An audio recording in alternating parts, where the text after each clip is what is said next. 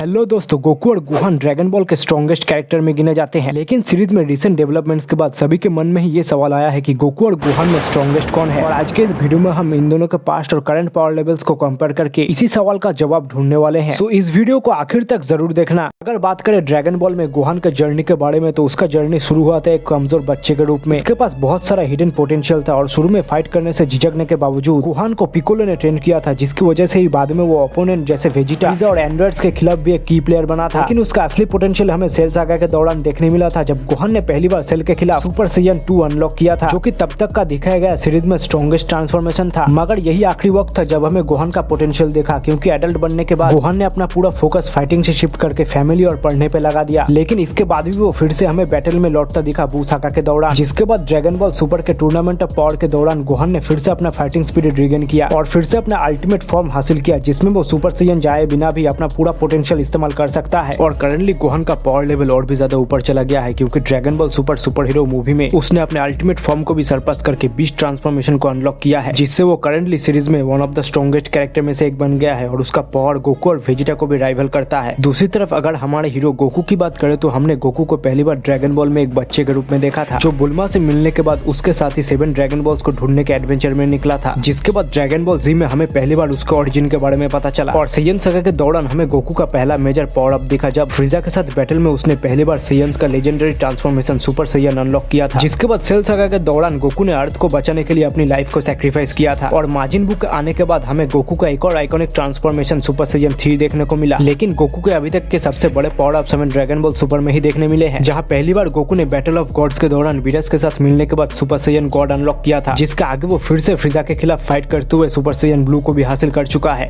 लेकिन गोकू का अभी तक का सबसे स्ट्रॉन्गेस्ट ट्रांसफॉर्मेशन है अल्ट्रा इंस्टिंक्ट, जिसका यूज करके गोकू टूर्नामेंट ऑफ पावर में जिरेन जैसों से फाइट करके यूनिवर्स 7 को जिता पाया था। और आगे वो मोरो और ग्रेनोल आर्क के दौरान अपने अल्ट्रा इंस्टिंक्ट को और ज्यादा स्ट्रॉन्ग कर चुका है और उसके इन्हीं सब फिर से उसे यूनिवर्स के स्ट्रॉन्गेस्ट फाइटर में ला देते हैं। सो चलो इसके बाद हम इन दोनों के power, strength, battle IQ, etc को कंपेयर करके एनालाइज करते हैं, जिसके बेसिस पे हम कंक्लूजन पे आएंगे कि इन दोनों में से आखिर स्ट्रॉन्गेस्ट कौन है। सबसे पहले अगर हम बात करें स्ट्रेंथ की, तो गोकू ने ओवर द इयर्स अपने फिजिकल लिमिट को क्रॉस करके गॉड लाइक स्ट्रेंथ को अचीव किया है। जैसे सुपर साइयन गॉड का यूज करके गोकू वीरस के साथ भी टो टू टो जा चुका है और उसके अल्ट्रा इंस्टिंक्ट जैसे डिवाइन टेक्निक को मास्टर करने के बाद वो जिरेन जैसे कैरेक्टर को भी ओवरपावर कर चुका है, जो कि गोकू के इनक्रेडिबल स्ट्रेंथ को प्रूफ करता है। वही दूसरी तरफ अगर हम गोहान की बात करें, तो वो पिकोलो के साथ ट्रेनिंग करके इतना स्ट्रॉन्ग बन पाया है, लेकिन उसके बीच बीच में लैक ऑफ ट्रेनिंग की वजह से वो स्ट्रेंथ के मामले में गोकू से काफी पीछे था। मगर ये सब कुछ तब बदला जब ड्रैगन बॉल सुपर हीरोज में गोहान ने सेल मैक्स को हराने के लिए अपने बीस्ट ट्रांसफॉर्मेशन को अनलॉक किया, जिसके स्ट्रेंथ को गोकू के स्ट्रेंथ के साथ कंपेयर किया जाता है। सो अभी के लिए हम इन दोनों को स्ट्रेंथ के मामले में इक्वल मानेंगे। सो नेक्स्ट हम बात करेंगे इन दोनों के टेक्निक्स की। अगर बात करें गोकू के टेक्निक्स की, तो उसके आर्सेनल में टेक्निक्स जैसे कामेहामेहा, इंस्टेंट ट्रांसमिशन, स्पिरिट बम, कायोकेन, ईटीसी आते हैं। और मार्शल आर्ट्स में उसके टेक्निक्स का वर्सेटिलिटी ही उसका सबसे बड़ा हथियार है। वही गोहान ज्यादातर पिकोलो के साथ ट्रेनिंग करने की वजह से वो पिकोलो के टेक्निक को अपना बना चुका है, जैसे मासिंग को, स्पेशल बीम कैनन और एनर्जी शील्ड। इसके अलावा भी गोहान गोकू जैसे कामेहामेहा भी यूज कर सकता है। मगर ये बात तो क्लियर है कि गोकू के पास गोहान से ज्यादा वैरायटीज ऑफ टेक्निक्स है, जिस वजह से उसे एक ऑल आउट बैटल में गोहान के खिलाफ बहुत ज्यादा एडवांटेज मिलेगा। लेकिन एक वॉरियर की लाइफ में टेक्निक और पावर ही सब कुछ नहीं होता, उससे भी ज्यादा जरूरी है उसका स्पीड, जिसमें गोहान बिल्कुल भी पीछे नहीं है। वो अपने बीस्ट मोड में इनक्रेडिबली फास्ट है और इसे अचीव करने के बाद वो सेल मैक्स जैसे विलन से इक्वल फुटिंग पे लड़ पाया था, जो सेल मैक्स पिकोलो के ऑरेंज फॉर्म के स्पीड को भी ओवरपावर कर चुका था। लेकिन गोहान का इससे भी बड़ा अचीवमेंट है कि वो गोकू के अल्ट्रा इंस्टिंक्ट के स्पीड को भी कुछ मोमेंट के लिए सरपास कर चुका है। वही दूसरी तरफ अगर बात करें गोकू के स्पीड के बारे में, तो वो यूनिवर्स 7 के फास्टेस्ट कैरेक्टर में आता है। गोकू अपने डिवाइन टेक्निक अल्ट्रा इंस्टिंक्ट के साथ बिना सोचे ही किसी भी अटैक को डॉज कर सकता है और इसका यूज करके ही उसने टूर्नामेंट ऑफ पावर में जिरेन के लाइट स्पीड अटैक्स को डॉज किया था। इसके अलावा भी वो अपने ट्रांसफॉर्मेशन के साथ इंस्टेंट ट्रांसमिशन जैसे टेक्निक भी यूज कर सकता है, जिससे वो तुरंत अपने आप को टेलीपोर्ट करके यूनिवर्स के किसी भी कोने में पहुंचा सकता है। लेकिन वही दूसरी तरफ गोहान को इंस्टेंट ट्रांसमिशन जैसा टेक्निक नहीं आता है, जिससे उसे बैटल में गोकू के खिलाफ स्पीड के मामले में डिसएडवांटेज फेस करना होगा। नेक्स्ट हम बात करेंगे इन दोनों के बैटल आईक्यू की।